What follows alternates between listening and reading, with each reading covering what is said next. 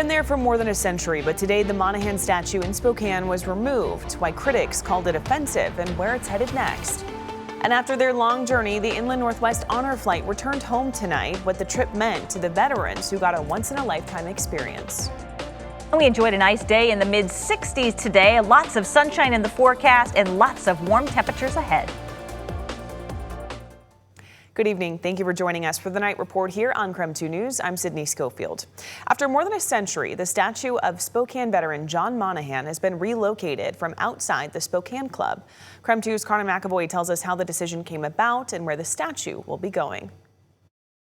But history is always changing. It's not that the events in the past change, but the questions we ask of the past change. For the first time in 120 years, the statue of a notable Spokane historical figure won't be seen at Monroe and Riverside. John Monaghan dies very bravely in what I think most of us would regard as an immoral war. According to Larry Sabula, a history professor at Eastern Washington University, John R. Monaghan served as an officer aboard the USS Philadelphia, which destroyed native villages in Samoa as the U.S. battled the British to gain control. Monaghan was killed by natives in one of those battles. His leader is wounded and goes down.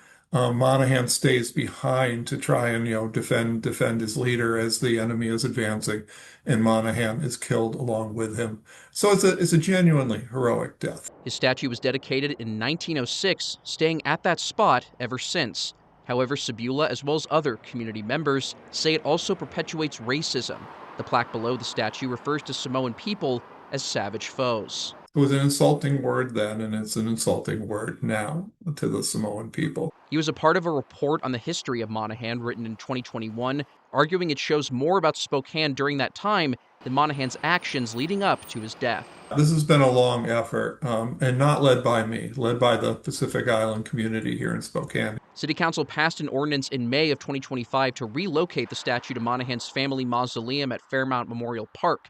The decision had opposition before its passing, including from Councilmember Michael Cathcart. For me, if you're going to do something of substantial like this, to move a monument that has been in place for over 100 years, you should actually have much more hearing and thoughtfulness around the process. Sabula disagrees. This was a public process. There were lots of opportunities for the public to engage. Now that the statue's been relocated, Sabula hopes the history isn't forgotten, but remembered and acknowledged as the city moves forward. It preserves the statue, it preserves it for the people who think it's important, and the public can still see it there, but it's no longer on city property. Connor McAvoy, KREM 2 News.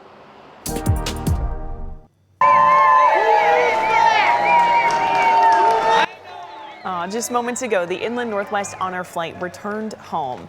Yesterday morning, the group left Spokane for Washington, D.C. to visit the memorials built in their honor.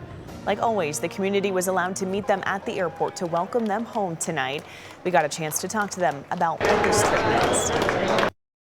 When we came back from Vietnam, there was kind of a stigma, political unrest and all that. It wasn't anything like World War II coming home or anything. That was hard. Going on the flight and coming back to this made up for a lot.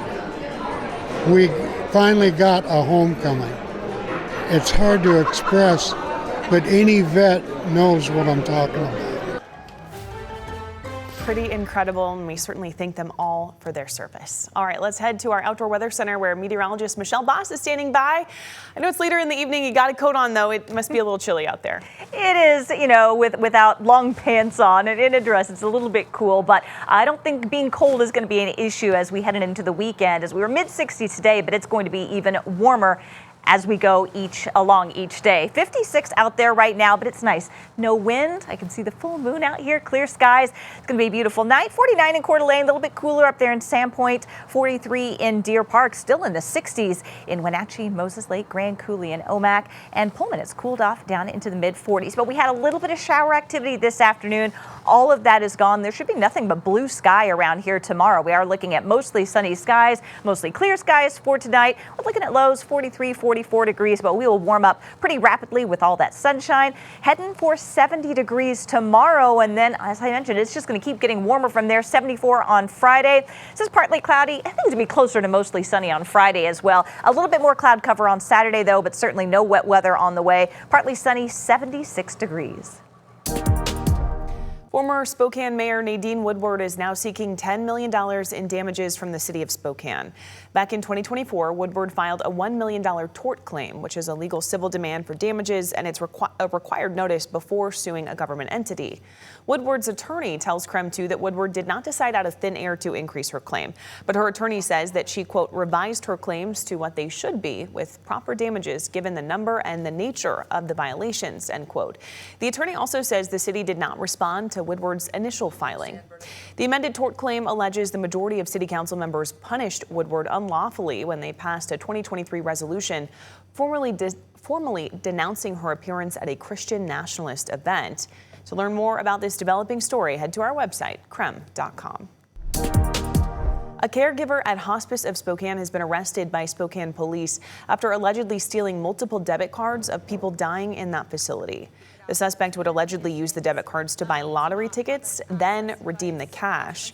41-year-old Lena Anderson has been charged with 3 counts of identity theft, 3 counts of possession of stolen property, and 3 counts of money laundering. Police believe more than 3 people have been impacted, so if you know anything about this, be sure to call Crime Check.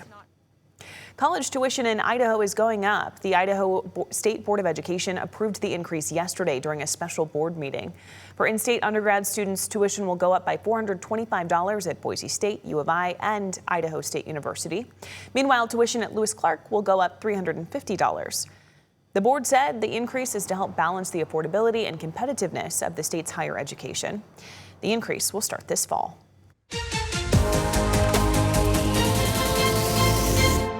It is absolutely going to get used, and the value of a diaper, you know how important it is, because some of these families will have 15 diapers that their child grew out of, and they'll bring them back so someone else can use them. It's like, it really tells you how important even 15 diapers is to someone who needs them.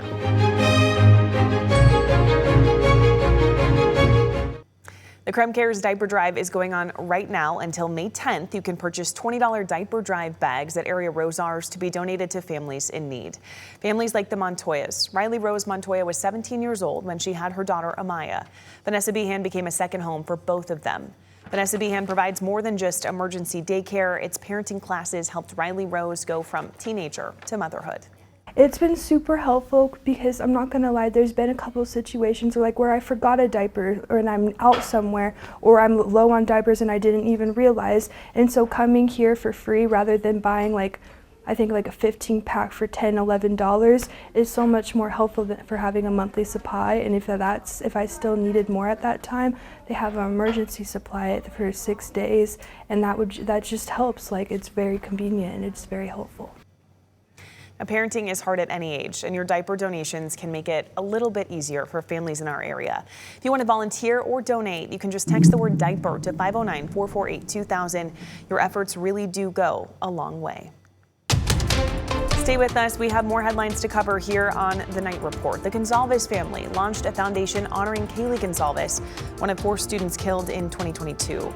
The new cutting-edge technology that is shedding light into what happened that night, that's coming up after the break.